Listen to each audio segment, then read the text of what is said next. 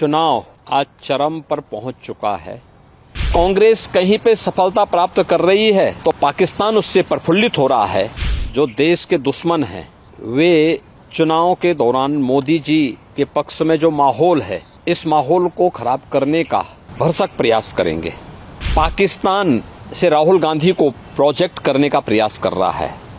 कांग्रेस का हाथ देश के दुश्मनों का साथ। मोदी जी जीतेंगे तो भारत में दीपावली होगी। चुनाव आज चरम पर पहुंच चुका है। स्वाभाविक रूप से जो देश के दुश्मन हैं वे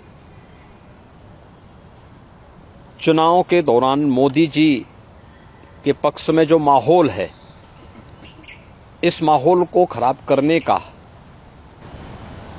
भरसक प्रयास करेंगे। कुछ चीजें हैं जो देखने लायक हैं और जिसको पूरे देश के लोगों को वास्तव में समझना चाहिए कि कैसे पाकिस्तान से राहुल गांधी को प्रोजेक्ट करने का प्रयास कर रहा है। ये चीजें दिखती हैं कि पाकिस्तान सरकार का पूर्व मंत्री जो बेशर्मी के साथ पुलवामा की घटना का समर्थन करता है, वह व्यक्ति राहुल गांधी को सपोर्ट कर रहा हो और राहुल गांधी को लेकर के प्रफुल्लित हो रहा हो, ये चीजें दिखाती हैं कि कांग्रेस का हाथ देश के दुश्मनों का साथ। यानी चीजें दिखती हैं कि मोदी जी जीतेंगे तो भारत में दीपावली होगी, लेकिन अगर कांग्रेस कहीं पे सफलता प्राप्त कर रही है तो पाकिस्तान उससे प्रफुल्लित हो रहा है। देश की जनता को इन बयानों से अवेयर होना चाहिए और समझना चाहिए कि इसके पीछे भारत विरोधी ताकतों की मंशाएं क्या हैं भारत के प्रति।